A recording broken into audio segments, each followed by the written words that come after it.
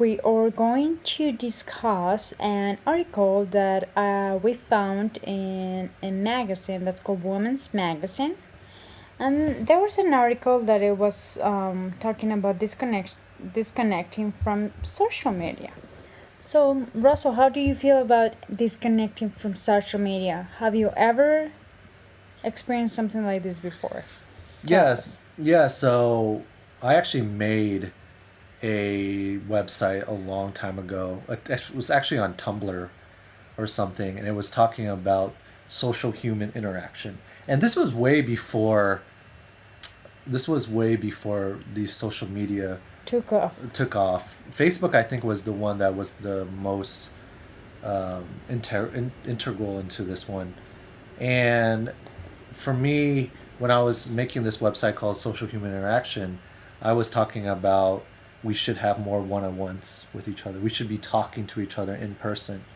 There's other ways to interact with people through text, through social media, email, but the one that to me is the most important is interacting in person.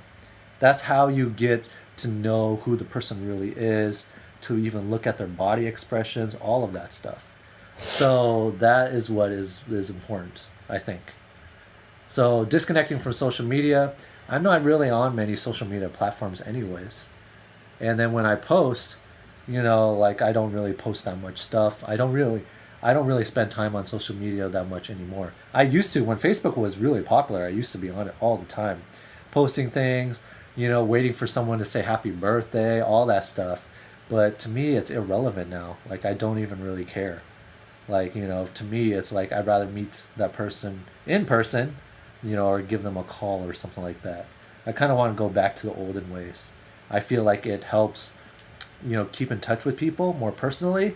And then I also think that, it's better for that people. Like always looking on social media is not good. Okay, so I agree with you. I think it would be great if we try to go a little back into the old days and the old ways of communicating with others. Yeah, postcard, yo.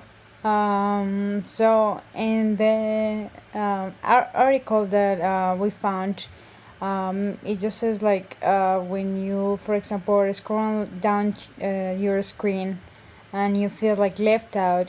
This is called like a popularity paradox. Or Uh, FOMO.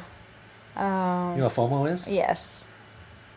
So it says that actually exacerbates isolation instead of relieving it.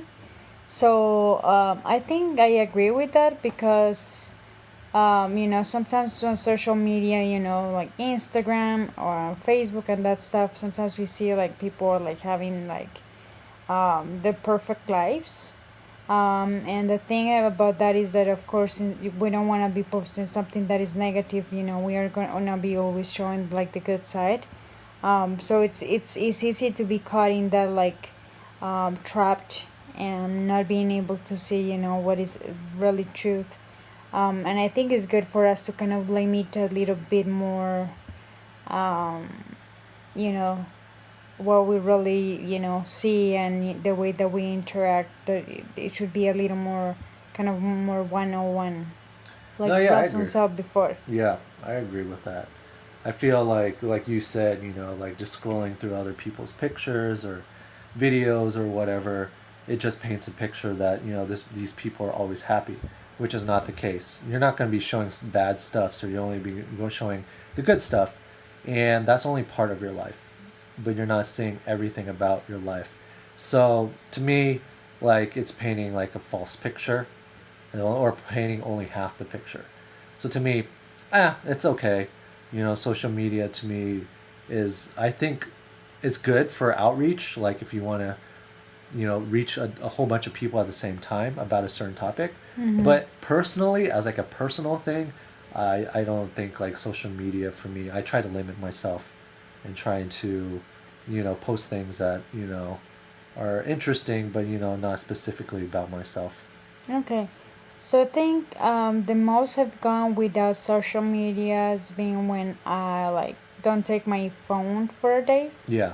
And I think that's quite relieving. Because first of all, I am more present. I'm able to interact with people like more assertive way, in a more assertive way, and you just live like, yeah, you're not really worrying about, how this person looks, so the things I don't have, or the place I should be right now, or the food I should be eating, but you just like enjoy the things that you have. And I think the the idea behind this article was like to promote, like, yes, social media is great. However, we should put like a limit to it and use it like more wisely, so it really helps instead of you know hurting us. um, have you ever been without a phone? Yeah, yeah, plenty of times. I think the biggest one was, I think it was last year, where my phone actually died, Oh yeah.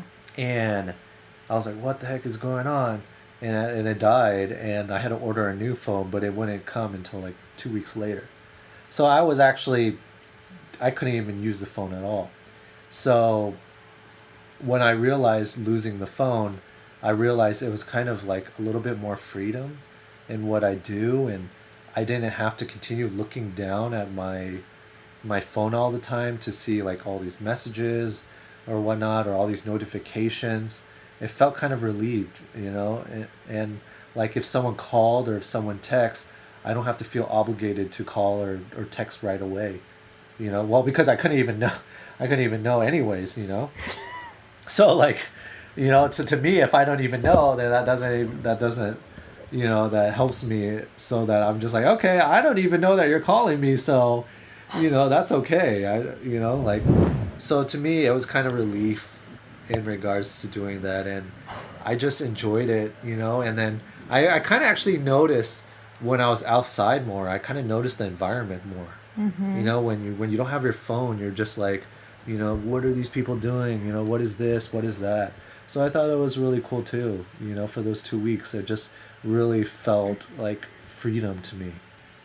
So I've been noticing that people, like at least 90% of people that are on the subway are looking at their phones, or they're like doing listening to music or something.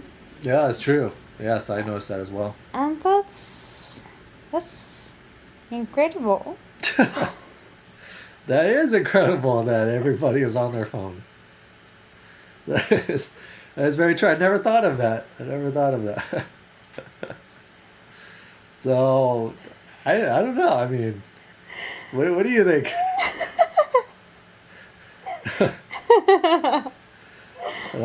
I wasn't thinking of incredible. Oh, you're thinking a different word, right? That's sad. Oh, sad. Oh. Like, That's totally the opposite of incredible.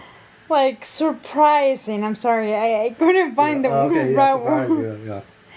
Because no one else really, no one else is really talking to each other. We don't longer ask directions to people if we don't have our phone.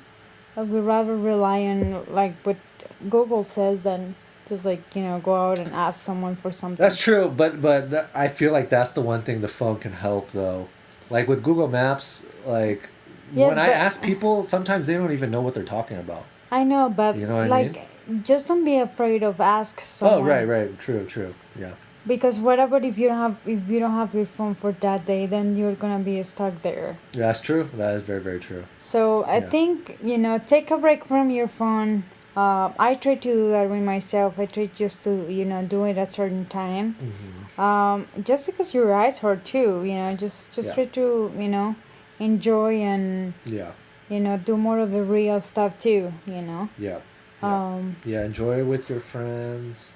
Like go out, actually meet people in real life. You can use social media to set up dates or events for people to go to, but just having social media to talk to people, it just doesn't.